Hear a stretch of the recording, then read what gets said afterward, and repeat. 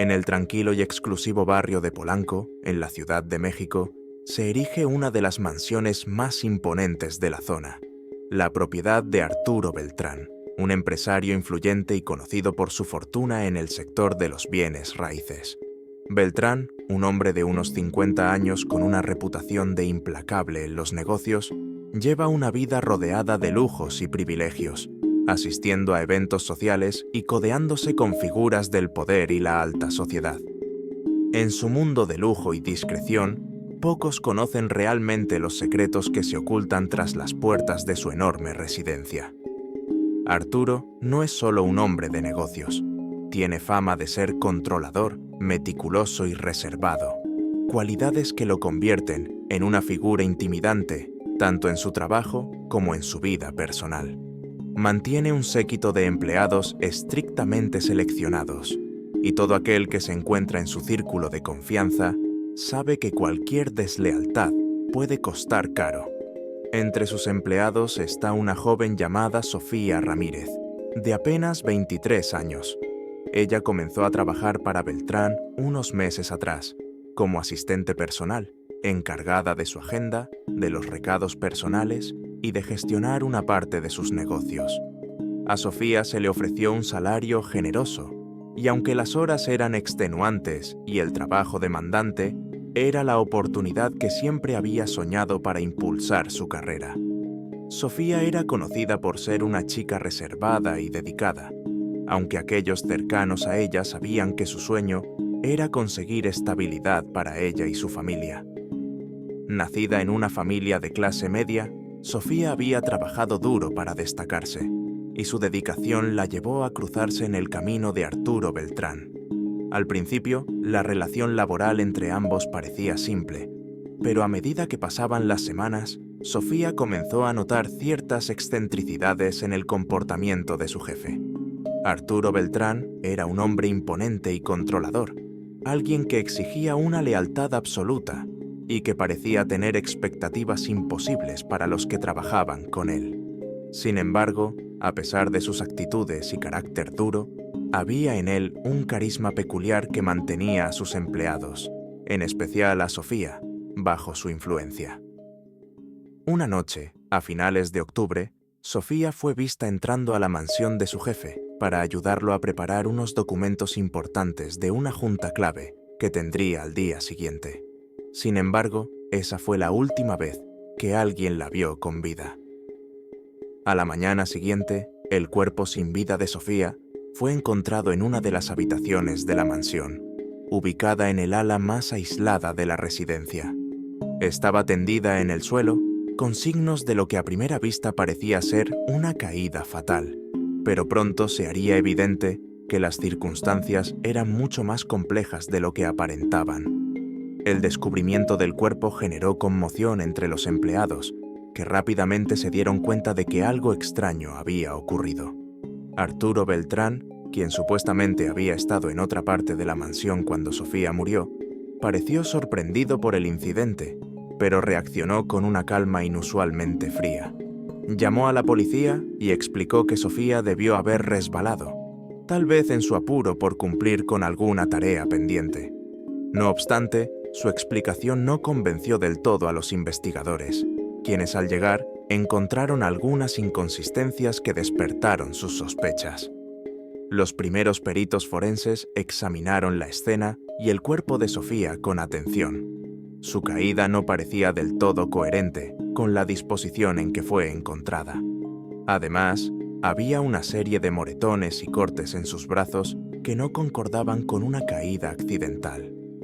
Su ropa estaba desarreglada, y aunque los forenses al principio dudaron, pronto comenzaron a pensar que la escena pudo haber sido manipulada para dar la impresión de un accidente. Arturo, mientras tanto, permanecía impasible, observando desde lejos mientras los oficiales analizaban la situación. El inspector asignado al caso, Jorge Ríos, era un hombre experimentado en investigar homicidios complejos. Desde el inicio, la actitud de Beltrán le pareció peculiar. Había una frialdad en su forma de actuar, una calculada indiferencia que no concordaba con la reacción de alguien que acababa de encontrar el cuerpo de una empleada en su casa. Ríos ordenó una investigación exhaustiva, enfocándose en analizar cada rincón de la mansión y entrevistando a cada uno de los empleados. Durante los primeros interrogatorios, algunos de los empleados comentaron que Arturo tenía un temperamento difícil y que a menudo los hacía trabajar hasta altas horas de la noche, aunque nadie quiso dar más detalles por miedo a represalias. La familia de Sofía, que no sabía mucho sobre la naturaleza exacta del trabajo de su hija, quedó devastada al recibir la noticia de su muerte y de inmediato comenzaron a sospechar que algo extraño había ocurrido en la mansión de Beltrán. Días después del incidente, la autopsia reveló información inquietante. Aunque oficialmente la causa de muerte se declaró como un traumatismo craneal, los forenses notaron que Sofía tenía signos de estrangulamiento en el cuello, marcas que no se explicaban con una simple caída. Las autoridades decidieron entonces cambiar la investigación de un accidente a un posible homicidio, y el caso comenzó a atraer la atención de los medios, quienes rápidamente encontraron en la historia los ingredientes perfectos para una cobertura sensacionalista. La investigación avanzaba lentamente, en parte por las influencias de Arturo Beltrán, quien parecía dispuesto a utilizar todos sus recursos para evitar cualquier asociación directa con el caso. Sin embargo, el inspector Ríos y su equipo continuaron recopilando pruebas y entrevistando testigos. A medida que se adentraban en la vida de Sofía, descubrieron aspectos de su relación con Beltrán que indicaban una posible dinámica más íntima de lo que inicialmente parecía. Algunos mensajes y correos electrónicos recuperados del teléfono de Sofía mostraban un tono cada vez más personal y familiar entre ambos, algo que parecía sugerir que, tal vez, la joven asistente no era simplemente una empleada más. Entre las pruebas forenses, los investigadores encontraron fibras en la ropa de Sofía que coincidían con una alfombra de la habitación principal de Arturo. Además, rastros de sangre y cabello en las uñas de Sofía indicaban que, posiblemente, hubo una pelea antes de su muerte. Sin embargo, aún faltaban elementos contundentes para vincular directamente a Arturo con el crimen. Durante los interrogatorios, Arturo se mantuvo impasible, negando cualquier tipo de relación íntima con Sofía y asegurando que la noche de su muerte, él estaba solo en otra parte de la casa. La investigación dio un giro inesperado cuando uno de los empleados, un jardinero de confianza que había trabajado para Arturo durante más de una década, comenzó a colaborar con los investigadores. Bajo el anonimato, confesó que había oído una fuerte discusión entre Sofía y Arturo la noche en que murió, y que, aunque no había visto nada directamente, escuchó un golpe fuerte poco antes de que la casa quedara en silencio. Según el jardinero, la relación entre Sofía y Arturo se había vuelto tensa en las últimas semanas, y algunos rumores entre los empleados señalaban que Sofía había intentado renunciar, pero Arturo no se lo había permitido, argumentando que su trabajo con él era una oportunidad única. Esta declaración proporcionó a los investigadores una base sólida para continuar indagando en la relación entre Arturo y Sofía. Al examinar los registros financieros de Arturo, descubrieron que, en los meses previos a la muerte de Sofía, él le había transferido sumas de dinero significativas, algo extraño para un simple asistente. Aunque estas transacciones fueron justificadas como bonos o compensaciones laborales, resultaba claro que había algo más detrás de esas transferencias. Sin embargo, la influencia de Beltrán no se hizo esperar. Apenas los medios comenzaron a divulgar los avances de la investigación y la posible implicación de Arturo, en el caso, un equipo de abogados intervino para limpiar su imagen y minimizar cualquier asociación directa con la muerte de Sofía. La defensa de Beltrán alegó que, como empresario de alto perfil, estaba acostumbrado a cuidar de sus empleados y recompensar su trabajo, y que los pagos a Sofía no eran más que muestras de su generosidad. El inspector Ríos, no obstante, estaba convencido de que había algo más oscuro detrás de la relación entre Sofía y Arturo. decidió entonces pedir una orden judicial para registrar el teléfono personal de Beltrán, un paso que podría proporcionar pruebas cruciales.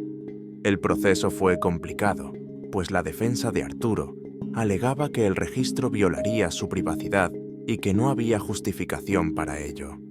Sin embargo, gracias a la presión mediática y a la perseverancia del inspector, finalmente se aprobó la revisión del dispositivo de Beltrán. Cuando lograron acceder al teléfono, encontraron mensajes eliminados que, aunque no contenían amenazas explícitas, sí revelaban un tono de control y manipulación. Arturo insistía en que Sofía debía mantener la discreción y la lealtad.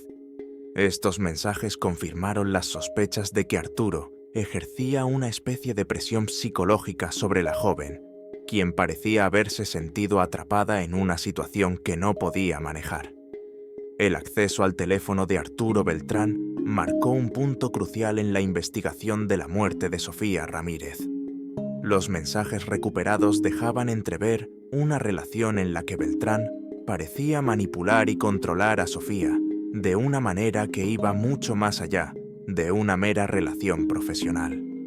La insistencia de Arturo en que Sofía fuera discreta y leal, en sus propias palabras, parecía reflejar una intención de que ella permaneciera en silencio sobre algo que tal vez solo ella y él conocían.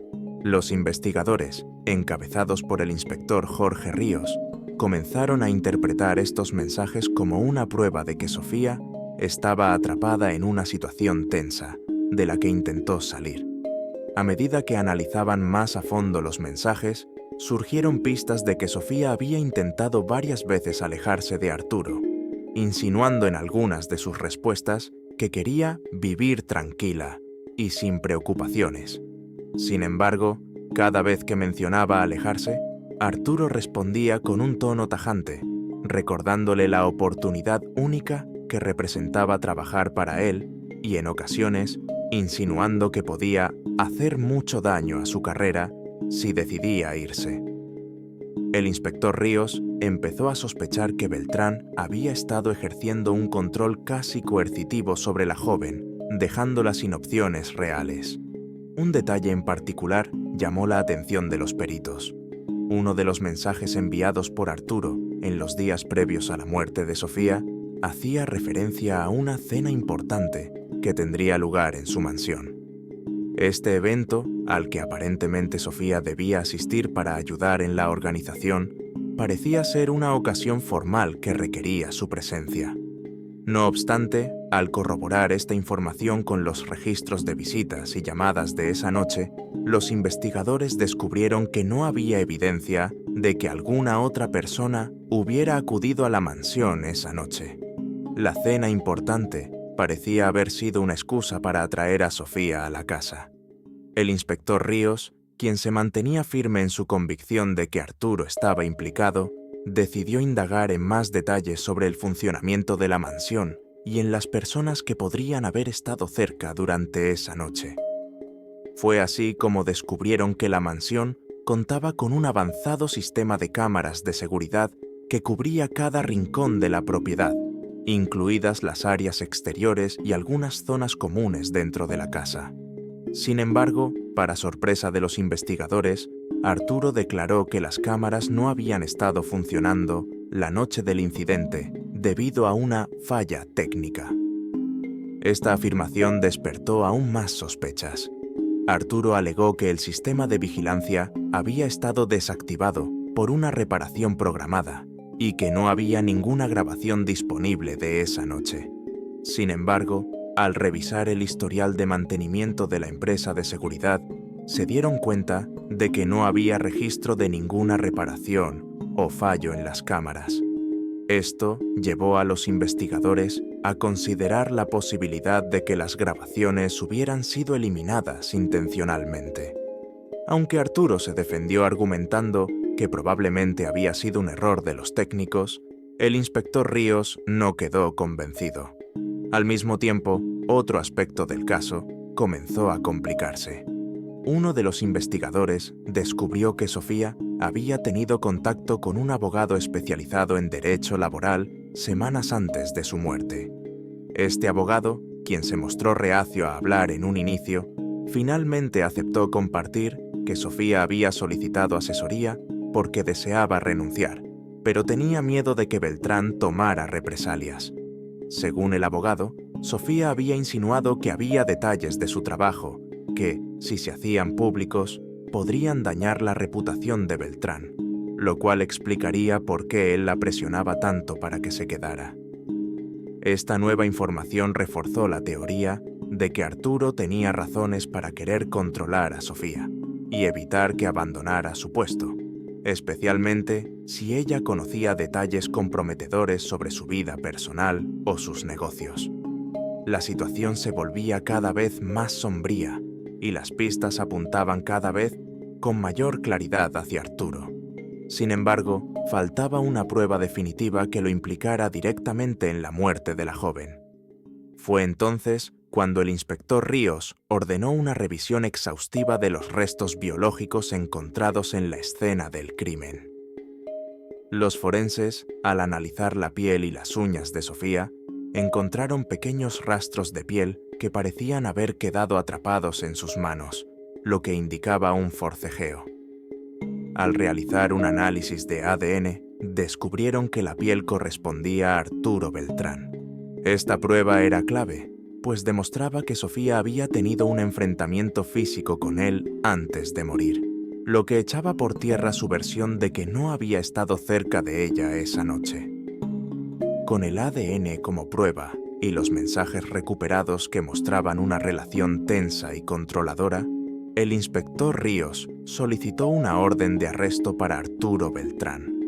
Aunque la defensa de Arturo intentó alegar que el contacto físico no necesariamente probaba una intención criminal, las pruebas acumuladas y las circunstancias extrañas de la noche del incidente eran demasiado incriminatorias. Arturo fue detenido en su mansión, un evento que fue captado por la prensa y que generó un gran revuelo. Las imágenes del empresario, siempre impecable y poderoso, siendo esposado en su propia casa, se volvieron virales y rápidamente se convirtieron en el tema central de los medios de comunicación. La caída de uno de los hombres más influyentes de la ciudad era una noticia de gran impacto, y el público seguía cada detalle del proceso judicial con una mezcla de asombro y fascinación. Durante el juicio, el fiscal presentó todas las pruebas que vinculaban a Arturo con la muerte de Sofía: los mensajes coercitivos, las transacciones de dinero, la manipulación de las cámaras de seguridad y, finalmente, el ADN que confirmaba el contacto físico entre ambos. También se llamó a testigos, incluidos algunos empleados de la mansión y el abogado laboral que había asesorado a Sofía. El testimonio del jardinero fue especialmente revelador, pues describió la pelea que escuchó y cómo Arturo había tratado de evitar que se hablara de ello. La defensa de Arturo se basó en tratar de desacreditar a Sofía, insinuando que ella había exagerado su relación con él y que posiblemente su muerte fue accidental en medio de una discusión acalorada. Sin embargo, el testimonio de los peritos forenses sobre los signos de estrangulamiento en el cuello de Sofía fue contundente.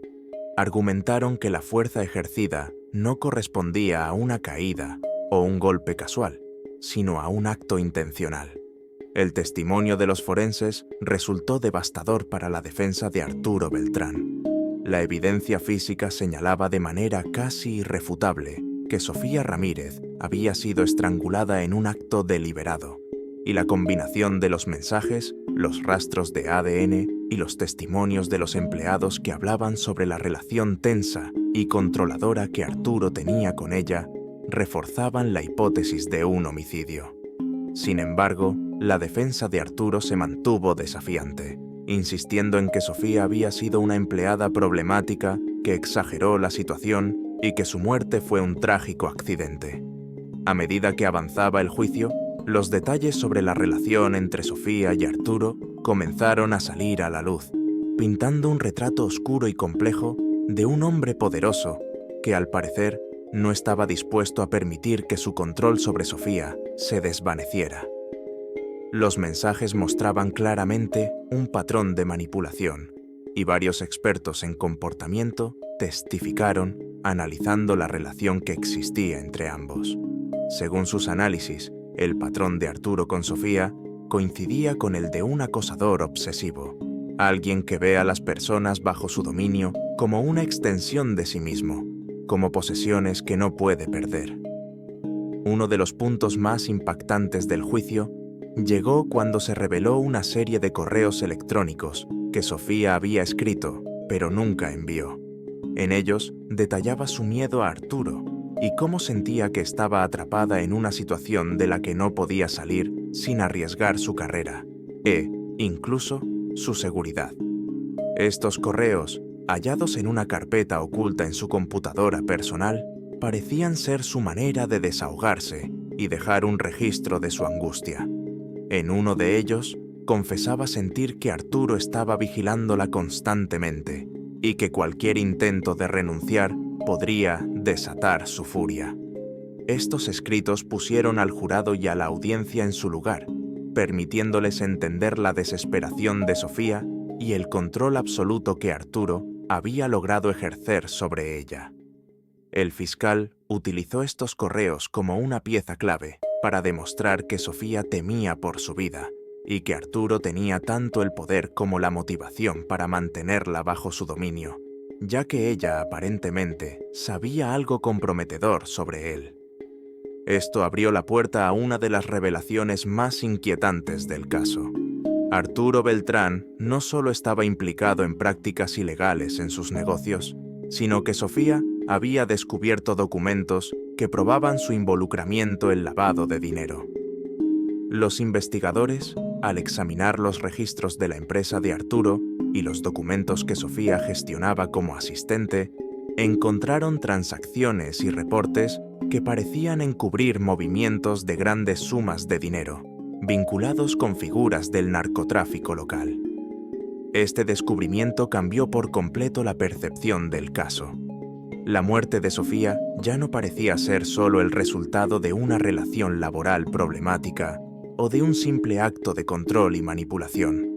Ahora se planteaba la posibilidad de que ella hubiera sido eliminada por lo que sabía, por la información que podría haber revelado y que amenazaba con destruir no solo la reputación de Arturo, sino también su imperio financiero y sus conexiones con el crimen organizado.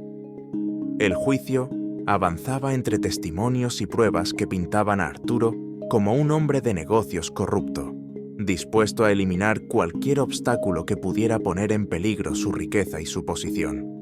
Los fiscales argumentaron que, cuando Sofía intentó alejarse, Arturo temió que pudiera hablar sobre las actividades ilícitas que había descubierto.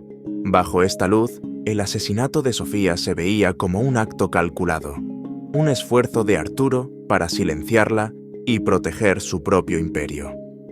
En su defensa, Arturo mantuvo que Sofía había malinterpretado sus intenciones y que los movimientos financieros eran simples ajustes contables, necesarios para la gestión de su fortuna. Intentó proyectarse como un hombre preocupado por el bienestar de sus empleados, insistiendo en que su generosidad hacia Sofía solo era una muestra de gratitud por su trabajo, pero su estrategia de defensa se derrumbó cuando otro testigo inesperado tomó la palabra. Mónica, una exasistente de Arturo que había trabajado con él antes de Sofía, accedió a testificar. Su declaración fue reveladora y perturbadora. Ella también había sido manipulada y controlada, y compartió detalles sobre cómo Arturo solía interferir en su vida personal, prohibiéndole amistades y hasta relaciones sentimentales que él consideraba imprudentes. Mónica relató que Arturo tenía un carácter profundamente celoso y controlador, describiendo episodios en los que él la amenazó con destruir su carrera si lo traicionaba. Su testimonio sirvió como un patrón claro de abuso de poder y coerción, mostrando que Sofía no era la primera en sufrir bajo la influencia de Arturo. El testimonio de Mónica, junto con las pruebas forenses y los mensajes, terminó de armar el rompecabezas que el jurado necesitaba para entender el carácter de Arturo Beltrán. Era evidente que se trataba de un hombre para quien el poder y el control eran vitales, alguien que no estaba dispuesto a tolerar desobediencia ni a permitir que una empleada se le escapara, menos aún si conocía detalles que pudieran amenazar su seguridad. Finalmente, después de semanas de pruebas y testimonios, el jurado se retiró a deliberar.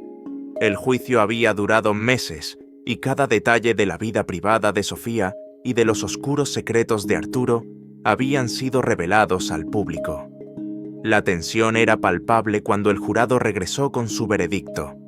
Arturo Beltrán fue declarado culpable de asesinato en primer grado y sentenciado a 35 años de prisión sin posibilidad de libertad condicional. Al escuchar la sentencia, Arturo no mostró ninguna emoción visible, manteniendo su postura rígida e imperturbable hasta el final. Pero aquellos que lo conocían notaron una mirada vacía, como si, al perder su poder y su libertad, hubiera perdido también la esencia de lo que siempre había sido. Mientras era escoltado fuera de la sala del tribunal, la multitud en el exterior abucheaba y celebraba la caída de un hombre que, durante años, se había considerado intocable. El impacto del caso fue significativo en la Ciudad de México y más allá. La historia de Sofía Ramírez, una joven llena de sueños y ambiciones, cuya vida fue arrebatada por los oscuros secretos de su jefe, resonó en los medios como un ejemplo del abuso de poder y la corrupción que pueden existir detrás de una fachada de éxito y prestigio. La familia de Sofía, aunque devastada por la pérdida, encontró un cierto consuelo en la justicia que finalmente se hizo. Sofía se convirtió en un símbolo de resistencia y valentía, una voz que, aunque silenciada trágicamente, logró desenmascarar a uno de los hombres más poderosos de la ciudad.